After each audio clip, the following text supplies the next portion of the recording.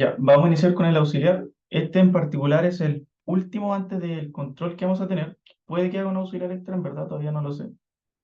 Pero les recomiendo sobre todo que consideren que es harta materia la que entra para el control. Por si no se acuerdan, es línea de transmisión. Eso contempla también la carta Smith.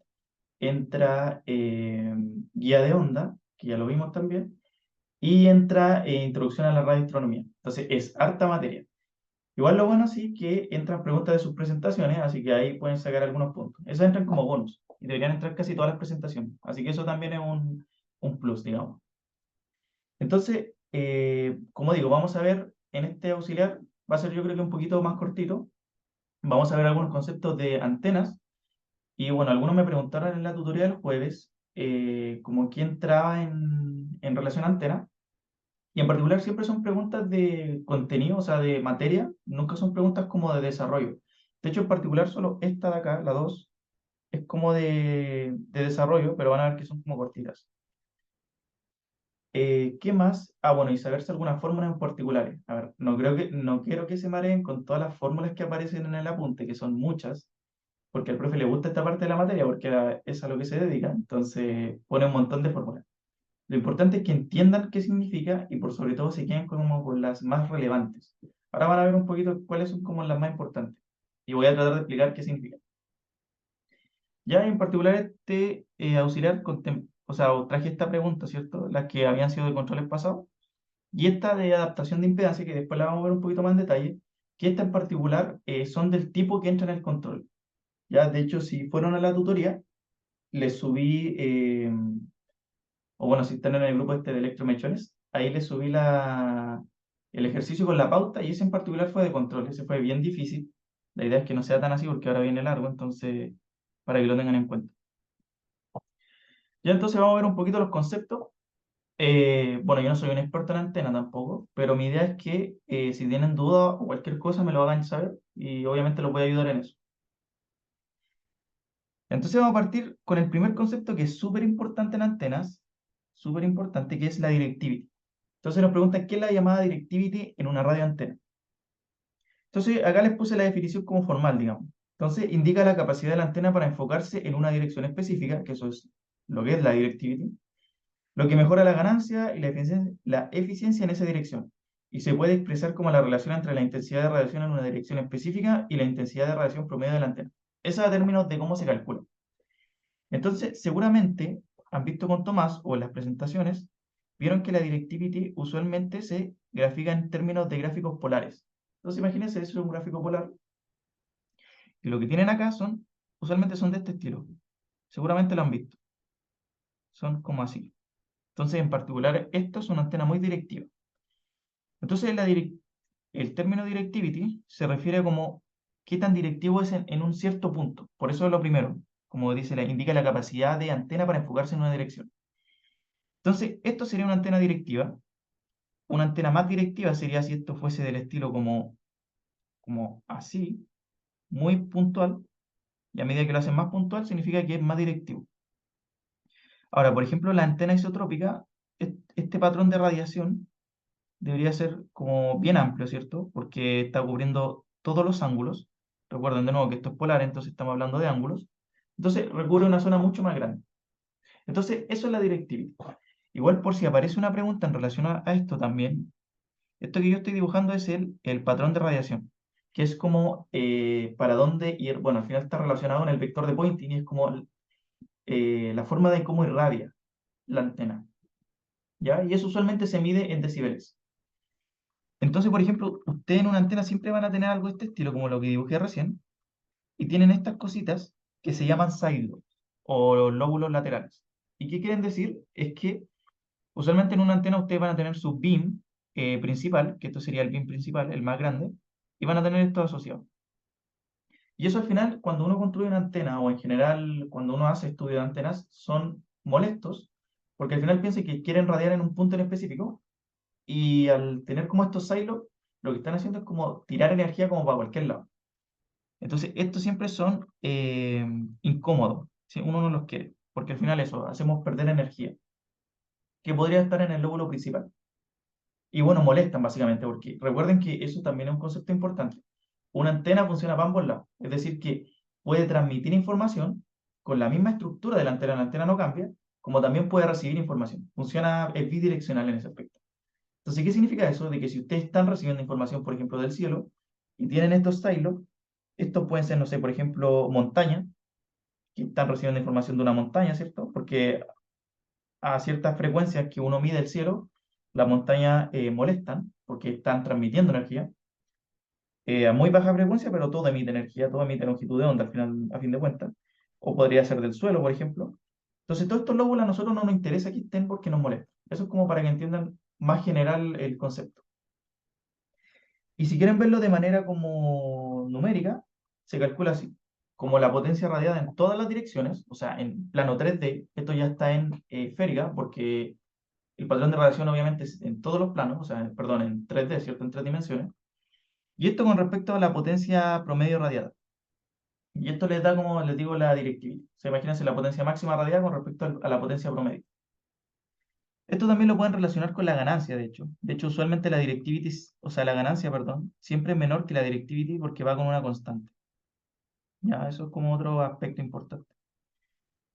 Y bueno, si se preguntan qué es mejor, si tener como harta directivity o poca, puede ser una pregunta que le aparezca.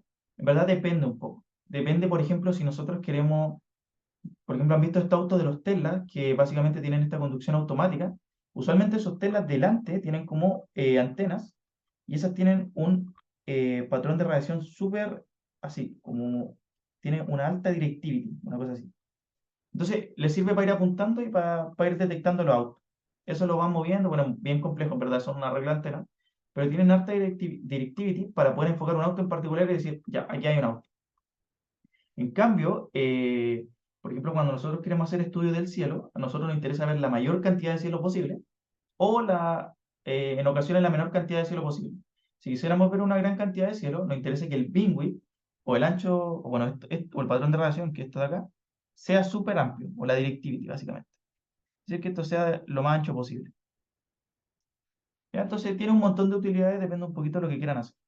¿Ya? Entonces, depende, básicamente. Ya, lo otro que es súper importante, que esto, el profe lo digo por pasado, pero es un tema en verdad de estudio súper complejo. Entonces acá no pueden hacer tantos cálculos sino los básicos. De hecho, esto todavía es tema de estudio, que es la interferometría. ¿Ya? Esto se ocupaba, bueno, se ocupa en verdad para detectar las ondas gravitacionales de la Tierra, pero eso se hace como de otra forma con unos espejos. Sería bueno igual que lo vieran porque es súper interesante, es como la misma aplicación pero llevada a la radioastronomía. Entonces, la pregunta nos dice, un interferómetro de dos elementos separados a una distancia de b es capaz de medir un delay entre las dos antenas con un error delta tau. Eso es el tiempo. A esa medición, ¿cuál es el error de la resolución angular de este interferómetro? Entonces nos está hablando de resolución angular. Entonces, ese concepto es súper importante en temas de interferometría y en general en radioastronomía. Y nos quiere decir lo siguiente. Entonces, imagínense ustedes están evaluando el cielo y tienen dos fuentes puntuales. Imagínense que nosotros en el cielo, una antena ve un ángulo súper chiquitito. Entonces ve aunque sea un ángulo muy chiquitito, ve una gran porción del cielo donde está un montón de estrellas y un montón de otras galaxias, que sé yo, un montón de aspectos. Entonces, cuando nosotros queremos distinguir entre, por ejemplo, un objeto 1 y otro objeto, esto se hace difícil, de nuevo, porque al final piensen de que estamos teniendo muchos objetos en un poco ángulo. Entonces ahí aparece este concepto de la resolución angular. Nosotros siempre queremos tener la mayor resolución angular y esto se logra haciendo que el ángulo con el que nosotros vemos el cielo sea cada vez menor. Es decir, que si el ángulo es chiquitito, entonces vamos a poder distinguir entre este objeto o este, pero si el ángulo es más grande, no vamos a poder distinguir bien y vamos a tener una resolución angular peor. Y esa resolución angular depende de esto. Y ojo, bueno, que esta en particular está calculada para este tipo de antenas, las que son de disco, que seguramente la han visto como ALMA, que trabaja con este estilo de antena. Entonces, esta resolución angular depende de dos cosas. Una depende de la longitud de onda, bueno, hay una constante 1.22, y depende del diámetro de la antena. Ese D es el diámetro de la antena. Entonces aquí tienen dos opciones para jugar con la resolución angular. De nuevo, queremos que este valor sea pequeño para tener mejor resolución. Entonces, por un lado, podrían disminuir, ¿cierto?, la longitud de onda, que es como una opción súper viable, pero ¿cuál es el problema? Que eso tiene limitaciones. Entonces, ¿cuál es la limitación como más obvia, por decirlo? Imagínense ustedes tienen un disco, ¿ya? Un disco, no sé, de 1 kilómetro, por ejemplo, y obviamente aquí tienen un punto focal, que es donde llega la información que ustedes transmiten, o sea, llega del cielo, perdón, rebota y llega a ese punto, y así, con toda la zona. Pero si su longitud de onda es del orden, no sé, por ejemplo, de 0,001 metro, que es con lo que trabaja, por ejemplo, ALMA, pasa, de hecho más chico que eso, pasa de que el disco tiene que ser muy perfecto, o sea, no puede tener ningún, por ejemplo,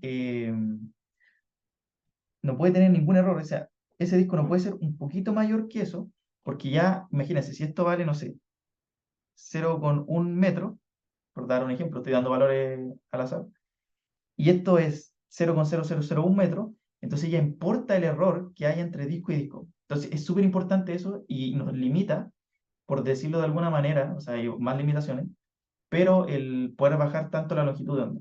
Y por otro lado pasa lo mismo con el disco, lo mismo que hablamos recién. Si ahora nosotros aumentamos este disco, para hacerlo mucho más grande, también tiene ese mismo problema. Si trabajamos en longitudes de onda muy bajas, el problema es que radica es que esto tiene que ser demasiado perfecto. Y se ocupan técnicas de holografía que vamos a ver un poquito más adelante, ¿ya? Entonces hay como un trade-off entre ambos, ¿ya? Eso básicamente. Entonces, la interferometría lo que hace es, por ejemplo, para no ocupar un solo disco ultra gigante, ¿cierto? Que sea ultra perfecto, lo que se hace es arreglos de antena, como los que están en ALMA, por ejemplo, los que están en varios proyectos en Chile. Entonces, lo que se hace básicamente es tomar dos antenas, posicionarlas perfectamente a una distancia y hacer interferometría, pero de manera constructiva. Entonces, ¿qué voy con esto?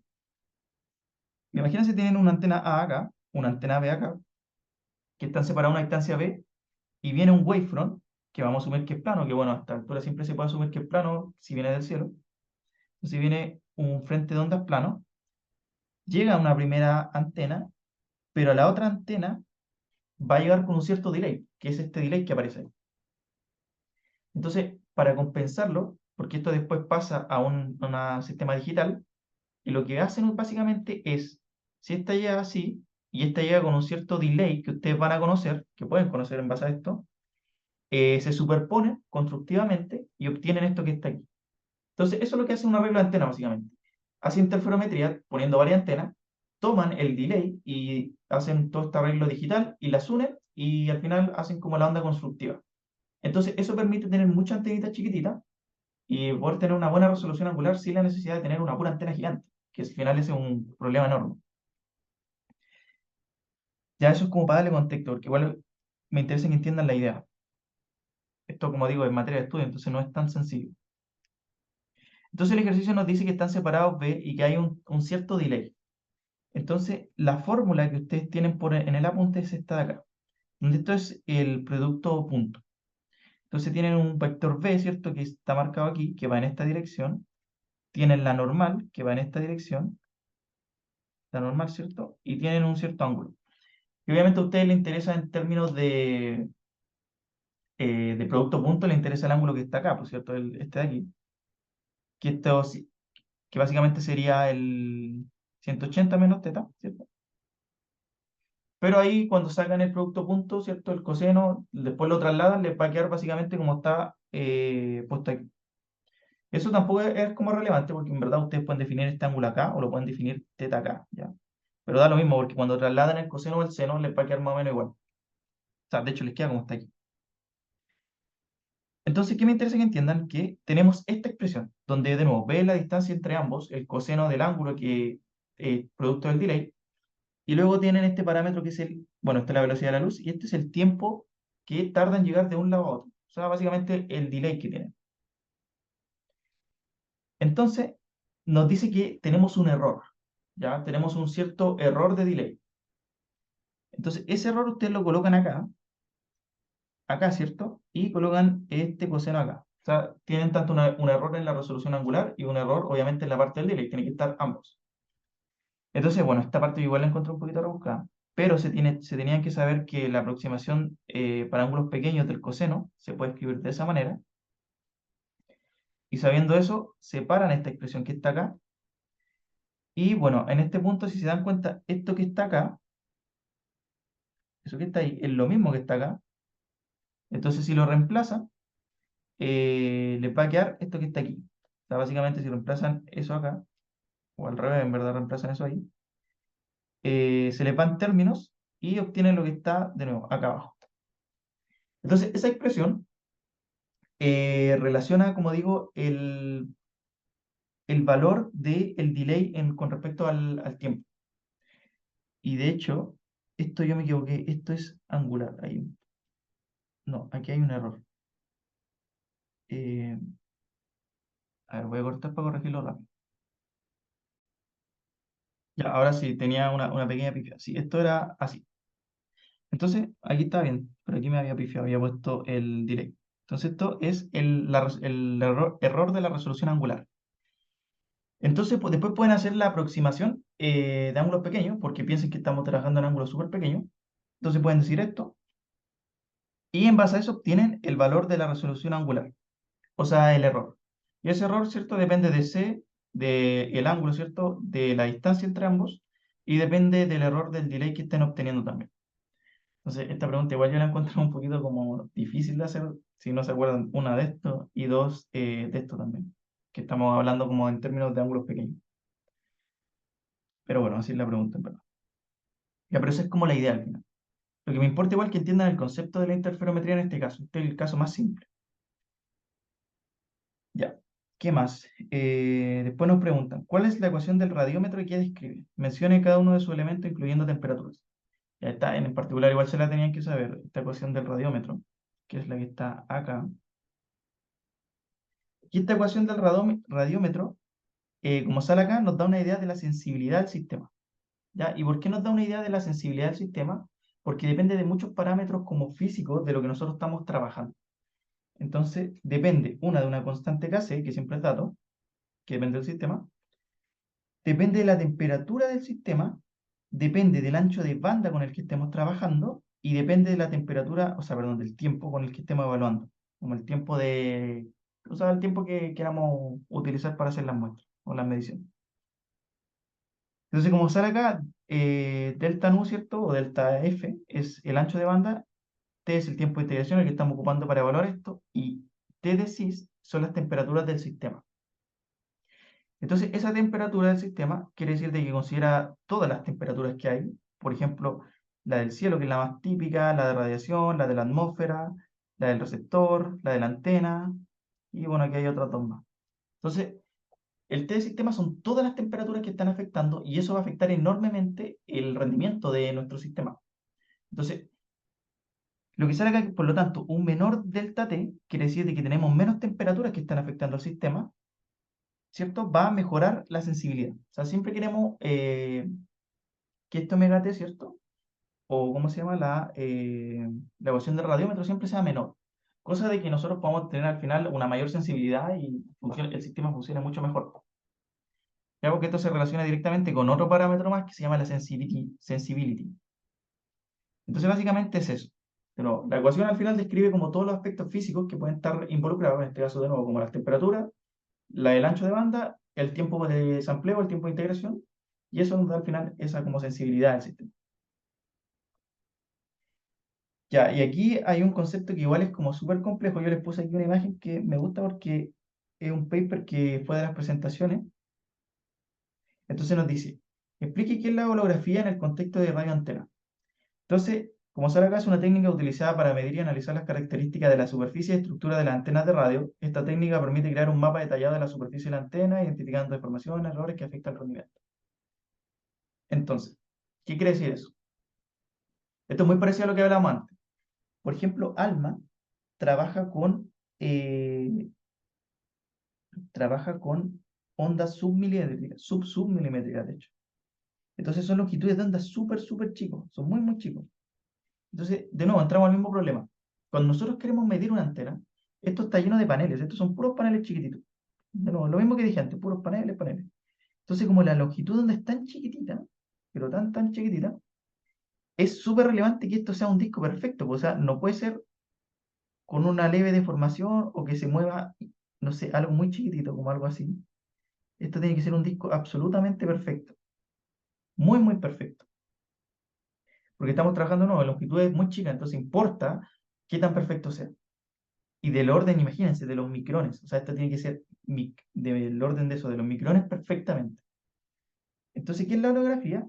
Es lo que se hace básicamente hacer como, mediante sus técnicas, hacer como un mapa de el patrón, o sea, no el patrón de radiación, sino que de la antena. O sea, tienen la antena y hacen como, es que no quiero entrar tanto en detalle, pero lo voy a hacer para que se entienda. Ponen acá un receptor, entonces aquí hay un receptor a una cierta distancia de la antena y tiran un patrón de radiación, imagínense como antes. Esto llega a la antena, o sea, viene este patrón, ¿cierto? Rebota, rebota, y les da una cierta forma. La cosa es que lo que se hace acá es que se pone un transmisor, acá está el receptor y el transmisor al mismo tiempo también, y se envía una señal que es súper conocida acá. Entonces tienen un transmisor que envía una señal conocida, que es la misma señal que están enviando acá, y rebota, ¿cierto? Rebota, rebota. Entonces, ¿qué hace esta cosa? Básicamente compara, en este caso en particular que voy a mostrar ahora, compara el mapa que envía este transmisor que está lejos en relación a este otro transmisor que ustedes lo conocen. Imagínense, ese es conocido y tienen uno que es súper lejos, que también es conocido, pero obviamente por el camino se va a deformar y un montón de otras cosas. Entonces, en base a esa distinción entre uno y otro, lo que hacen es hacer un mapa de la antena. Entonces, estas son las antenas de ALMA, y si se dan cuenta lo que hacen esto. De nuevo, la holografía, para que entiendan así de manera general, es un mapa de la antena que nos permite ver estos errores. Entonces, dense cuenta que estos son errores, estos puntos rojos, son puros errores asociados a la construcción de la antena, propiamente como tal. Hay un error acá, error acá, error acá. Entonces acá tienen un promedio del error. ¿Qué pasa? Que después ustedes en base a esto pueden ir ajustando la antena y haciéndolo cada vez más perfecta. Entonces la van ajustando y hasta que llegan a este punto, miren, en que básicamente el error es ultra pequeño, de 16.1. O sea, este es el error, la distribución del error. Entonces el error es muy, muy pequeño. De hecho, parten en 67.6 y terminan en 16.1 micrómetros, o sea, muy, muy chico. Y esto básicamente hay ingenieros que se paran, ¿cierto?, en la antena y con unos palitos los van ajustando. Literalmente se paran, lo ajustan y pueden obtener esta como gran precisión. Entonces, para eso es útil la holografía, como para poder hacer un mapa de la antena y detectar estos errores, que finalmente son súper importantes porque le van a afectar a las submediciones. O sea, van a tener, en este caso, mediciones súper malas, básicamente. Entonces, esa es la holografía. Como una técnica, no, como para estudiar eso de este patrón de radiación que me interesa y poder ajustarlo bien. Y ahí acá nos pregunta como una pregunta súper cortita que dice como qué es la fotoelasticidad, y como sale acá, la fotoelasticidad es una propiedad de ciertos materiales transparentes que al ser sometido a algún esfuerzo mecánico presentan cambios en su propiedad de polarización. Ya, en verdad aquí no hay mucho más que decir, pero han visto seguramente como estas reglas o estas burbujas que tienen como varios colores.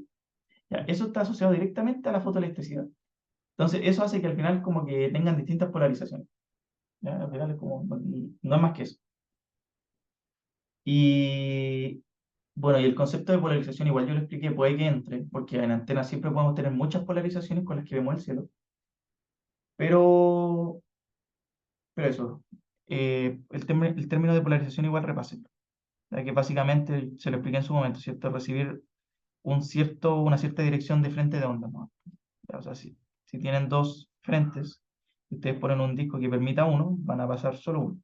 Eso es como la polarización básica. Y demás han visto ese ejemplo en que ponen un disco así y después ponen un disco así y no ven nada. No puede ser útil. Ya, otro concepto que es súper importante, que este lo vimos y este es como la base de todo lo que hemos estado estudiando de adaptación, que nos pregunta, ¿qué sucede al final de la línea de transmisión en caso de que RL sea igual a RC? Entonces, básicamente, de nuevo, esto es lo que hemos visto en todos los auxiliares. Hacer una pregunta como sencilla. Si ustedes tienen Z0 o RS o ZC, como sale en el apunte, y tienen un ZL o un RL en este caso solamente real, de nuevo, si ustedes tienen una onda que se viene transmitiendo, en un medio con Z0 o RS. Entonces viene esta onda, choca, ¿cierto? Porque termina la línea y hay una cierta parte que se va a transmitir, que sale de la ecuación de onda que también estudiamos. Y hay una cierta parte de energía que se devuelve al generador. O sea, imagínense, ustedes tienen aquí un generador. Parte de la energía se devuelve al generador, que se lo pueden echar. Y lo otro que hay una cierta energía que no está llegando a lo que están enchufando. Entonces, ¿qué hacen ustedes? Es usar distintas técnicas, que es lo que hemos aprendido, ¿cierto? Hasta ahora el Landau-Warto, Carter-Smith, Stubb, ¿cierto? Etcétera. Para que toda la energía le llegue a esta carga, por decirlo.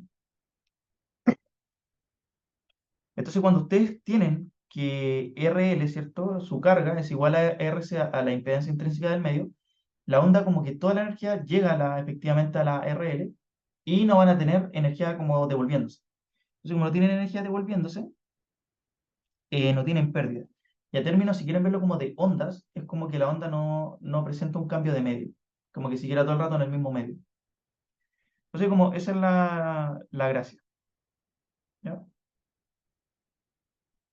Y aquí hay otra pregunta que nos decía como describe brevemente, esto está asociado como a la parte de guía de ondas, la velocidad de fase, la velocidad de grupo de una onda TE o TM. Entonces acá yo les traje un resumen que dice como, la velocidad de fase, dice, es la velocidad con la cual la fase del frente de onda, esto está mal escrito, la fase del frente de ondas constante se propaga y es mayor a la velocidad de la luz en un material. Sin embargo, la energía no se propaga a esta velocidad. Y es importante no confundir con respecto a beta, donde este último es la velocidad con la que se mueve la fase. Ya. ¿Qué quiere decir esto? Eh, ya me quedan 10 minutos antes que se corte esto, así que espero terminar estas preguntas. Ya, entonces, tenemos por un lado la velocidad de fase, que como sale acá, es la velocidad con la cual la fase del frente de ondas constante, porque da lo mismo, se propaga. O sea, quiere decir como la velocidad que hay entre valle y valle, ¿cierto? Entre un valle de una onda, o sea, perdón, entre pic y pic de onda, o entre valle y valle. Pero se refiere a la velocidad con la que se mueve eso. La cosa es que esa, en particular, esa velocidad de fase que se define así, puede ser mayor a la velocidad de la luz, y eso es porque nosotros estamos viendo como la velocidad de fase, pero es distinto a la velocidad de grupo que vamos a ver abajo, porque la velocidad de grupo nos dice con qué velocidad se mueve la energía de su onda, o sea, tienen la onda, ¿cierto? O sea, perdón, la línea, por ejemplo, la guía de onda rectangular. Dentro de esa guía de onda rectangular, ustedes ven eh, una velocidad, ¿cierto? Y esa es la velocidad de la energía. La cosa es que esa velocidad de energía es distinta a la de fase, y la de fase puede ser mayor a la velocidad de la luz, porque, de nuevo, va entre fases nomás. Pero esta es la importante, que no puede ser mayor a la velocidad de la luz, porque estarían rompiendo temas de relatividad general. ¿Ya? Esta está relacionada directamente a la energía, y esta está relacionada a la velocidad entre pic y pic. Y esta les puse aquí que tuviesen cuidado con respecto a beta, porque beta nos da como cómo varía, ¿cierto?, la fase, mientras que que se relaciona directamente con los lambda, ¿cierto? Con la frecuencia con la que están operando, mientras que la velocidad de fase es lo que les acabo de explicar recién. Pero de nuevo, la velocidad de grupo también es la velocidad a la cual la modulación, y eso igual es un concepto que no sé si han visto, pero tiene, ¿verdad? No es relevante, pero es como transmite la información. Es una forma de transmitir información la modulación. Cómo modulan la fase o amplitud, ¿cierto? AM o FM, para transmitir la información. Ya, pero es básicamente eso, cómo se mueve la energía dentro de su guía de onda rectangular. ¿Ya? Por otro lado, nos dice acá, por ejemplo, igual es una pregunta como sencilla, que les decía, nombre al menos 3 tipos de líneas de transmisión comunes en la industria de radiofrecuencia. Entonces acá salen algunos tipos de líneas que, como saberse en la memoria, ¿cierto? Pueden ser BCN, N-Type, pueden ser los famosos cables SMA, las conexiones SMA, puede ser un cable coaxial, una guía de onda, microstrip o microcinta. Entonces pueden tener un montón de formas de transmitir esta energía, ¿cierto? En radiofrecuencia o en microondas también. Y entonces esta es una pregunta como sencilla, digamos. Acá hay otra pregunta que les dice, ¿qué es la impedancia comúnmente referida como Z? ¿Se refiere a impedancia intrínseca? Ah, no, perdón, miento, perdón, se refiere solo a la impedancia como tal. ¿Y cuál es su diferencia con la resistividad? Ya que creo que debería decir resistividad. Entonces, bueno, ustedes esto ya lo saben, ¿cierto? De circuito, de cualquier ramo, ¿cierto? Ustedes la impedancia básicamente consta de una parte real, que es como la parte, como lo que se consume, ¿cierto? Y tienen una parte compleja que está asociada a los cambios de fase de la onda, por ejemplo, en corriente alterna, ¿cierto? Entonces, básicamente esto no hay mucho más que explicar, esto ya como que se lo saben, ¿cierto? Esto está asociado a la corriente alterna, esto ACC, y nos dice un poquito eso, cómo esa impedancia que tiene, ¿no? O sea, que una carga en verdad puede ser real o compleja. Y luego tienen la resistividad, que es distinto a la resistencia, que la resistividad, como sale acá, es una propiedad del medio, o sea, del material por el cual se está transportando la energía, que se opone a la corriente, ¿cierto? Entonces, es básicamente esa la distinción. Una es impedancia, ¿cierto? De la propia carga o, bueno, de lo que estén estudiando, ¿cierto? Y la resistividad está asociada al material. ¿Cuánto se opone a el flujo de corriente? ¿Cierto? Y acá, como sale, depende del material, de su temperatura y cómo se mide en ohmios metros. Ah, bueno, y se miden ohmios metros. O sea, cuánta se opone cada cierta cantidad de metros. ¿Ya? Es verdad eso. Y la última pregunta nos dice, menciona los componentes más comunes de radiofrecuencia que existen en una antena hasta su visualización espectral. Ya, esto es súper como, tienen un montón de cosas ya. Esto es como básicamente un receptor heterodoxo. Pero ustedes, a ver, parten con una antena. De hecho, hubiese sido bueno que pusiera una foto. Ya, pero no la puse. Esto tampoco tienen que sabérselo tan en detalle.